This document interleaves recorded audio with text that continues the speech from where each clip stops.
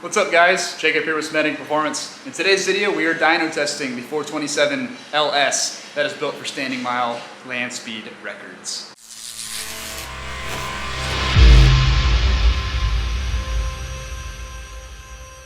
So this engine looks like it has a lot going on. That's mainly because of the dry sump kit. Because it's going to go into a standing mile land speed car, it's going to see a lot of RPM for a really long time. So to prevent any sort of oil starvation issues, we are running a daily billet 3-stage dry sump that has a super trick full billet oil pan. The pump bolts directly to the pan so that none of the scavenge lines from the pan to the pump are external. It's all internal. And then it's driven off the back of the ATI balancer. We do have our oil reservoir remote mounted, of course, and we have our remote filter. So all the plumbing in the front is to support the dry sump system. If you haven't watched our build series of this engine, I'll go over the specs really quick. This is a Dart SHP Pro engine block. It has been upgraded to 1/2-inch head studs to help hold the cylinder heads down. And it's also running Dart's billet center counterweighted 4-inch stroke crankshaft. The connecting rods are Oliver I-beam billet rods, and the pistons are JE Ultras with a small pop-up dome because this engine is going to run methanol, so its compression is about 12:1. Because it's a land speed engine, it's built totally differently than how we would build a drag race engine.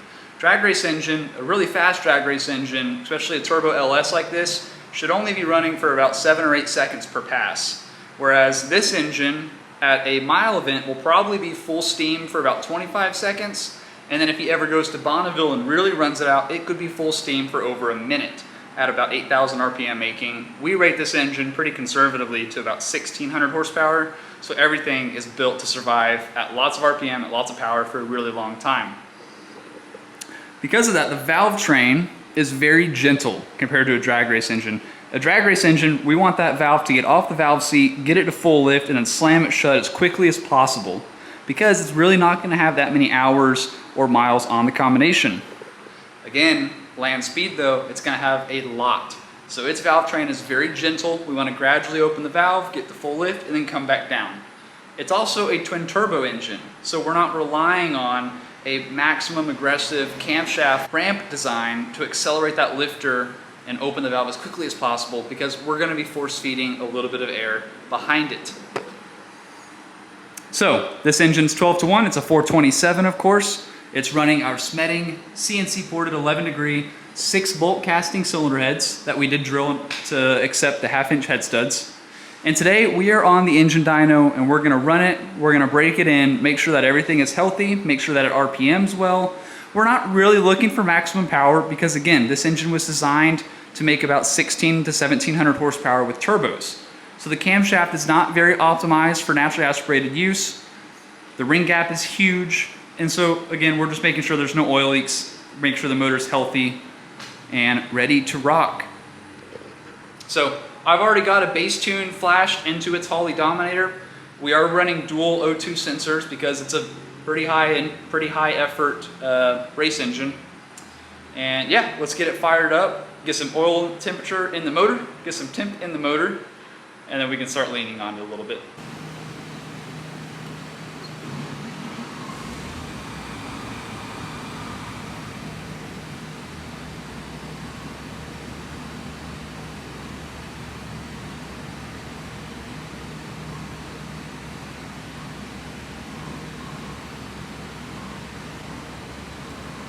For my first pull, I'm going to pull it to 6,500 RPM.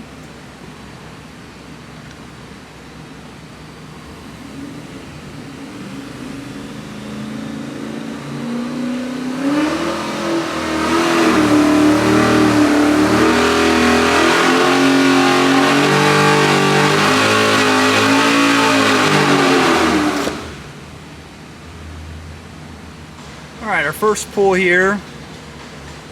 On the camera, we've got 630 horsepower. I'm not sure why it laid over a little bit right there, but the curve looks really nice and smooth. Let's go ahead and stretch its legs to 7,000 RPM.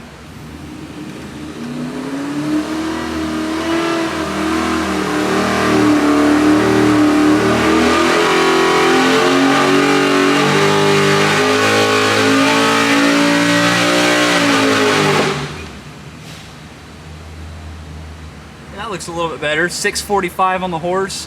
I'm gonna look in the tune-up real quick and see if there's any fueling, any weird fueling things going on right here at about 6,600 RPM. But we're still climbing nicely. This engine can probably go 8,000 RPM without an issue. So now for the next pull, let's go to 7,500.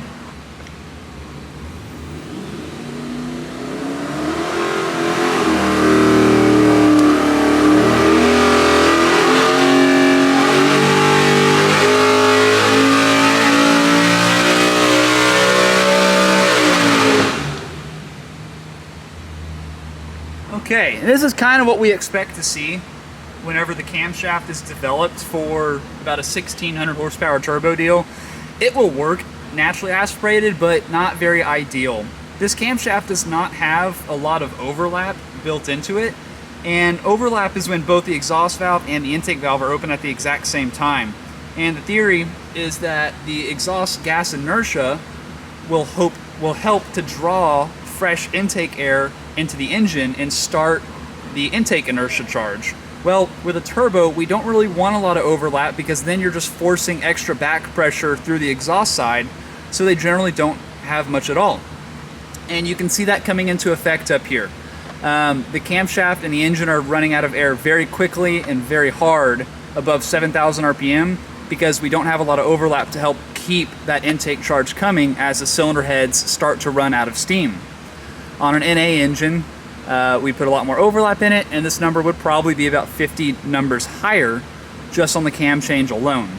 If this engine was a, let's say, 1,000 to 1,200 horsepower engine with a turbo, that camshaft will be a little bit closer to a naturally aspirated camshaft spec and they'll work a little closer together. You won't see as big of a difference as you are here. This engine's a 427, it's 12-to-1, it's got a really good 11-degree head on it, it's got a high ram intake on top. That should be a 700 horsepower combination. But again, because this camshaft is developed to make 16 to 1700 horsepower with turbos, we're seeing it be down a little bit of power NA. Again, we were never looking for max horsepower with this engine. We just wanted to make sure it will RPM nicely, that it'll pull strong, it has good oil pressure, and just checks all the boxes. Another thing that we would see if this was a drag race NA engine is we would put a lot more aggression on the ramp to get that valve open a lot sooner right off the seat and get it to 50,000 lift quicker. Again, this engine's going to RPM really high for a long time, so it's a little more gentle because we're not trying to make a lot of power naturally aspirated because we have twin 80mm turbos to back us up. But that thing sounds super cool. Pulling to 7,500 RPM. It's working really well, so this thing should be awesome. It's actually going into a retired NASCAR chassis that's going to run a Jericho transmission behind it, and it'll be really cool. He does race at the Texas Mile with us, so whenever we get my car working again someday, we'll probably see him there, and I can show you guys this engine in action on camera. Thank you for watching, and we'll see you later.